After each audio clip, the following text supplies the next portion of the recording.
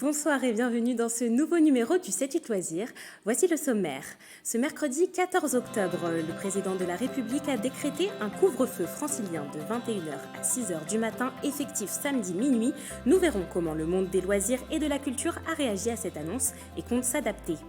Les journées nationales de l'architecture sont maintenues à Saint-Quentin-en-Yvelines. Cette année, la programmation se concentre autour de l'hypercentre de Montigny-le-Bretonneux. Et puis enfin, l'agenda complet de vos sorties du week-end. Au programme, une exposition, un événement d'Empirois et du cinéma. Je vous le disais en titre, le président de la République Emmanuel Macron, dans une allocution télévisée hier soir, a décrété un couvre-feu de 21h à 6h du matin, effectif à partir de samedi minuit dans toute l'Île-de-France. Cette annonce tombe comme un coup près pour le secteur de la culture et des loisirs. Un reportage de Patrick Jack de Dismude, Astrid Bergère et Michael Elmidoro. Loisirs grand public, les cinémas font partie de la liste des commerces qui doivent baisser le rideau à 21h alors que leur clientèle vient principalement le soir. Une dure réalité pour le directeur du Ciné 7 d'Elancourt. J'étais assez surpris d'apprendre ça comme ça. Donc on est en pleine réaction, en pleine réorganisation évidemment dans tous les cinémas concernés par ce couvre-feu. Donc moi je pense qu'effectivement qu'on va rajouter des séances, on va supprimer des séances de 20h. Autre solution envisagée, décaler les séances plus tôt et les organiser de manière à ce que les dernières soient aux alentours de 19h. À peine le temps de prendre une boisson à la sortie du cinéma, les restaurants et bars sont aussi concernés par cette mesure. Ça va être compliqué, ça on verra qu'à partir de la semaine prochaine comment on va le gérer, comment seront les gens, s'ils seront toujours présents.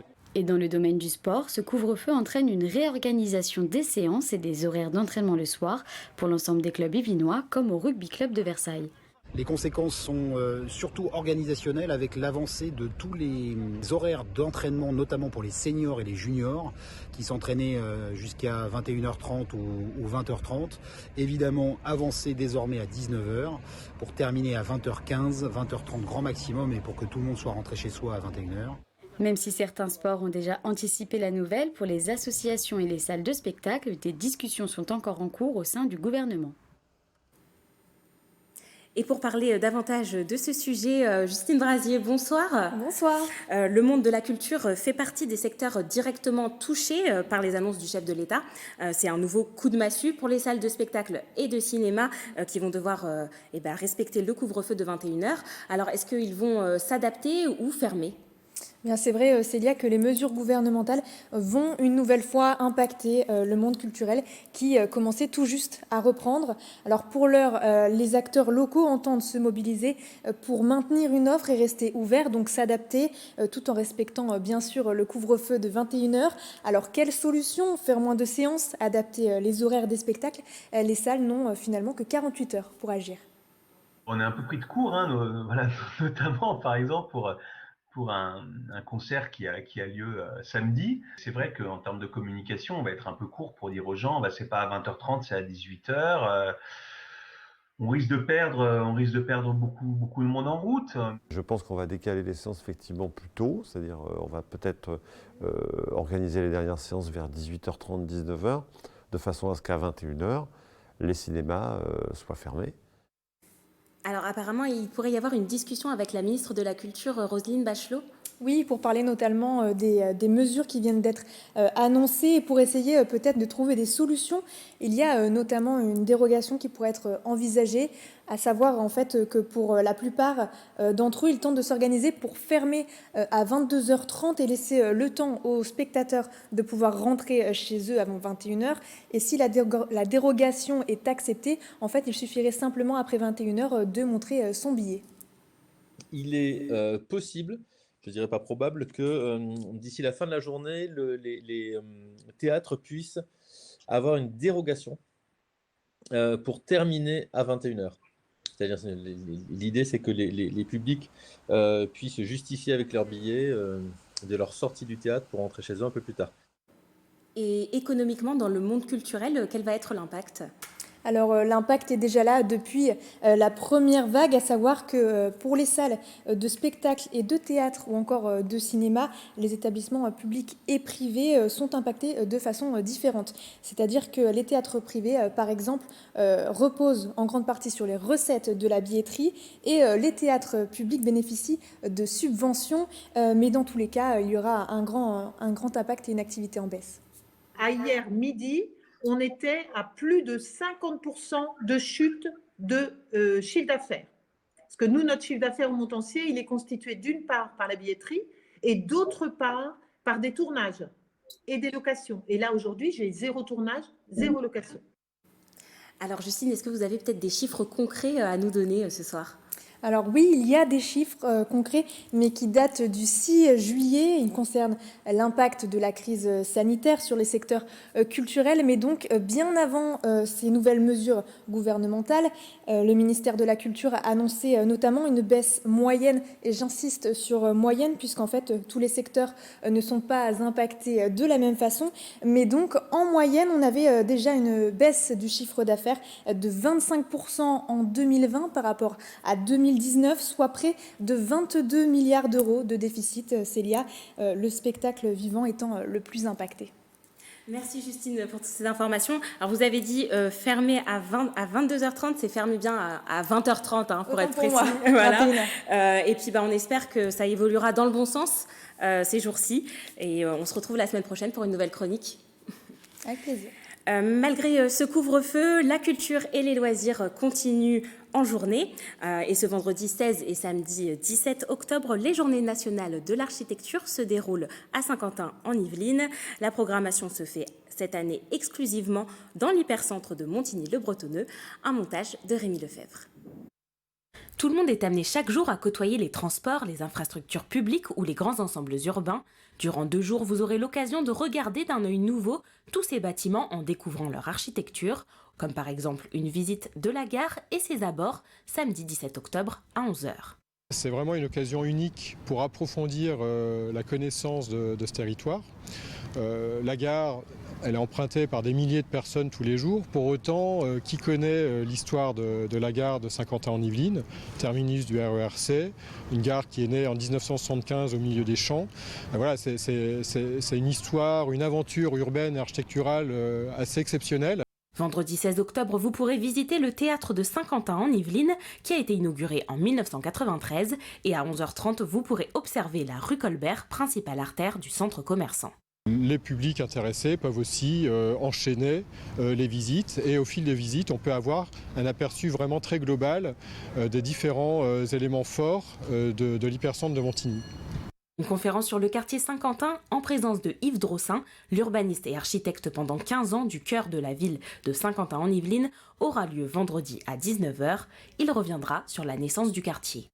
L'architecture de Montigny, elle a voulu être, d'échelle conforme avec l'espace sur lequel elle s'installe. C'est-à-dire le long des grandes avenues, vous avez des grands immeubles. Le long des rues, vous avez des immeubles plus petits. Dans l'axe des avenues, vous avez des grands équipements. C'est-à-dire c'est une mise en scène. Pour moi, la ville est un théâtre. Les rendez-vous durant ces 2 journées se feront in situ et sans réservation, dans la limite des places disponibles. Et les Journées nationales de l'architecture sont organisées aussi dans tout le département, comme à Versailles dimanche 18 octobre à 11h, 14h, 15h et 16h, où une balade vous est proposée à travers la ville par le Conseil d'architecture, d'urbanisme et de l'environnement. Et à Mantes-la-Jolie, l'architecture est aussi mise à l'honneur tout au long du week-end. Samedi 17 octobre, une visite commentée du pavillon du Hamel sera organisée de 10h30 à 12h. Vous pourrez également participer à un atelier architecture décorative dimanche à 10h30, 14h et 15h30.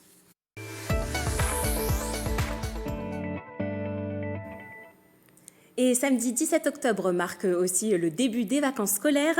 Des animations et ateliers sont proposés dans tout le département, comme Impression Japon, une exposition et des activités sur la culture japonaise qui débutent samedi 17 octobre jusqu'au 17 novembre. Au programme ateliers de dessin, contes et jeux vidéo ou de société seront présentés à la médiathèque du Canal, mais aussi du Phare. À la médiathèque du Phare, nous allons recevoir une exposition et une rencontre.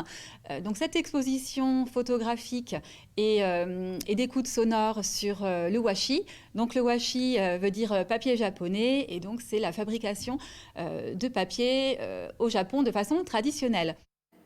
Et dans un autre registre, le domaine de Dampierre en Yvelines ouvre exceptionnellement son cabinet de curiosités en mouvement à partir de samedi 17 octobre et pendant toutes les vacances scolaires. Ce cabinet, qui est une sorte de musée d'histoire naturelle, appartient en grande partie au duc de Luynes. Le directeur général du domaine de Dampierre nous en parle. La salle, en fait, est une grande salle qui fait à peu près 400 mètres carrés, qui se divise en 2 sous-espaces. Un plus petit avec l'esprit archéologique, paléontographique. L'archéologie, c'est des vestiges archéologiques qui avaient été ramassés par le duc de Luynes aux environs de Dampierre. Et puis la seconde partie, alors là, c'est un grand aliment de vitrine avec des minéraux magnifiques. Il y a tous les types de pierres précieuses qui puissent exister, comme les types de minéraux qui puissent exister. Nous avons 6000 exemplaires de ces pierres. C'est en gros les 2 tiers des vitrines qui sont exposées. Et en face, il y a la collection de zoologie. Alors la zoologie, vue selon les méthodes du 19e siècle, c'est-à-dire que c'est une collection de petits oiseaux et de plus gros oiseaux aussi. Que faut-il aller voir au cinéma? La parole est donnée comme chaque semaine au programmateur des salles saint-quentinoises. Et aujourd'hui, c'est Bertrand Pigné, responsable des projections à l'espace Philippe Noiret au Clé-sous-Bois, qui nous parle de 3 films au micro de Patrick Jacques de Dixmude.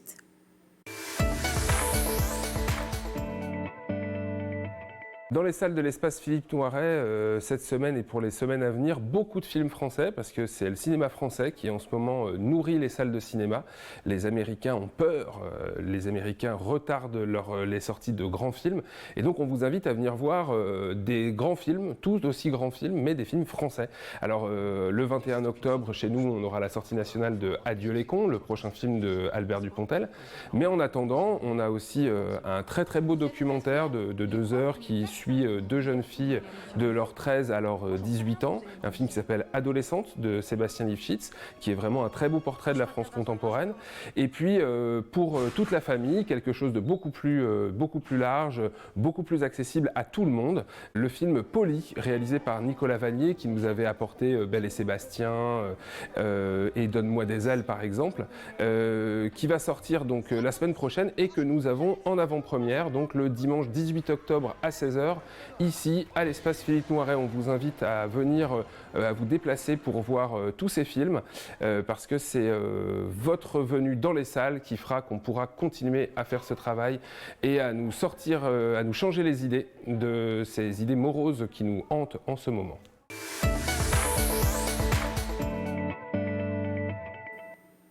Et c'est la fin de ce 7-8 loisirs. Merci de nous avoir suivis. Bonne soirée, à jeudi prochain.